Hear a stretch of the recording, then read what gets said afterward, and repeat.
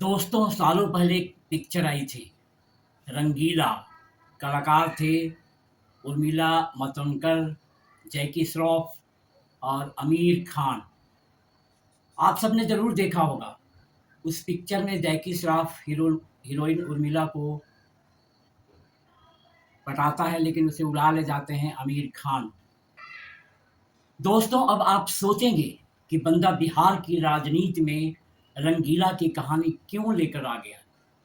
तो पहले मेरा चैनलवा सब्सक्राइब कर दीजिए, घंटिया बजा दीजिए टन से और वीडियो के अंत तक बने रहिए, क्योंकि चर्चा होने वाली है नीतीश कुमार की, लालू प्रसाद यादव की और बीजेपी की। दोस्तों अभी तक बिहार में बीजेपी और नीतीश के बीच जो कुर्सी के लिए खींचातानी चल रही है, उसमें बीजेपी आगे निकलती दिख रही है। अब जब बीजेपी की दिल्ली वाली जोड़ी भारी पड़ रही है, तो बीजेपी मुख्यमंत्री का ऐलान क्यों नहीं कर रही।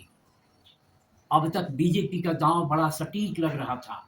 उन्होंने बड़े आराम से चाचा को पटाया, राज्यसभा का चुनाव लड़वाया और जिताया भी, और बिहार विधानसभा से इस्तीफा भी दिलवा दिया।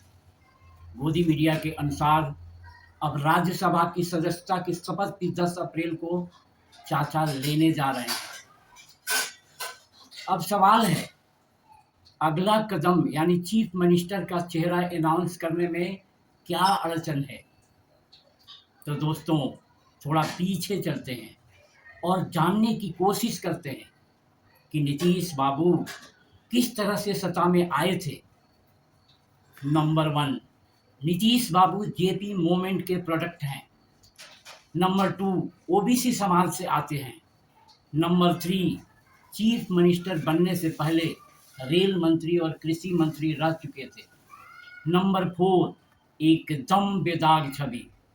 तीसरी बड़ी बात, बिहार की जनता लालू राज से छुटकारा चाहती थी। ऐसा माहौल कि गोदी मीडिया ने जंगल राज का गीत गाकर बना दिया था। ओबीसी और उसमें भी यादव बिरादरी भाई लोगों को अपच हो रहा था। इधर मुख्यमंत्री बनने के बाद 20 सालों में नीतीश बाबू ने हर वर्ग में अपनी पैठ बना ली। पिछले चुनाव में आपने देखा ही होगा महिलाएं किस तरह उनके पक्ष में खड़ी थी। अब सवाल, क्या बीजेपी के पास नीतीश बाबू के स्टेचर का कोई नेता है?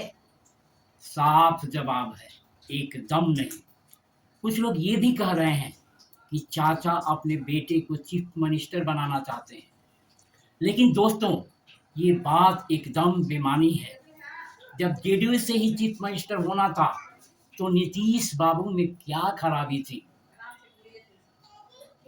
अब आता हूं अपनी इंट्रोडक्टरी स्पीच पर। सच मानिए, बीजेपी और लालू जी के लिए नीतीश कुमार रंगीला फिल्म के आमिर खान बन गए हैं। 74-75 सीटें ये लोग लेकर के आते हैं और चीफ मिनिस्टर की कुर्सी रंगीला फिल्म की हीरोइन की तरह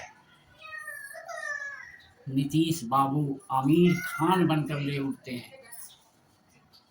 अब ये दोनों लोग उनकी इस ब्लैकमेलिंग से पक गए हैं और निजात पाना चाहते हैं। मेरे समझ से यही कारण है कि चाचा की दाल अब न उधर गल रही है न इधर गल रही है।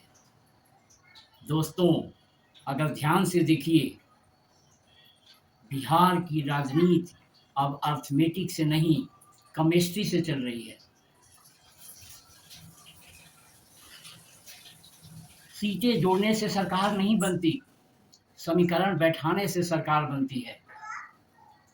बीजेपी के पास नंबर हो सकता है लेकिन चेहरा नहीं है। नीतीश कुमार के पास नंबर कम हो सकते हैं लेकिन स्वीकार्यता है। और राजनीति में जनता से ज़्यादा ज़रूरी होता है साथी दल को भरोसा दिलाना। बीजेपी डरती है कि चीफ मिनिस्टर चेहरा घोषित किया तो सहयोगी नाराज हो जाएंगे। लालू जी जानते हैं कि नीतीश को हटाया तो संतुलन बिगड़ जाएगा, इसलिए पूरा खेल डिले पर चल रहा है। दोस्तों बिहार की राजनीति अब ऐसी हो गई है जैसे बारात दरवाजे पर खड़ी है, दूल्हा भी तैयार है, दुल्हन भी तैयार है, लेकिन पंडित जी कह रहे हैं मुहूर्त अभी नहीं आया है। बीजेपी अभी भी कंफ्यूज है, लालू अभी भी वेट कर रहे हैं और नीतीश कुमार अभी भी गेम में है। दोस्तों, आप लोग क्या समझते हैं? कमेंट बॉक्स में ज़रूर लिखिए। क्या बीजेपी नीतीश के रिजिग्नेशन से पहले सीएम कैंडिडेट का अनाउंसमेंट करेगी? क्या गुरु पासवान एक कैंडिडेट हो सकते हैं या फिर बीजेपी आरजेडी नीतीश रूपी कांटा को बाहर निकालेंगे? मिलते हैं दोबारा अगली वीडियो में नीतीश, लालू और बीजेपी की बिहार राजनीति के विश्लेषण के साथ। नमस्कार, नमो बुधाय, जय हिंद।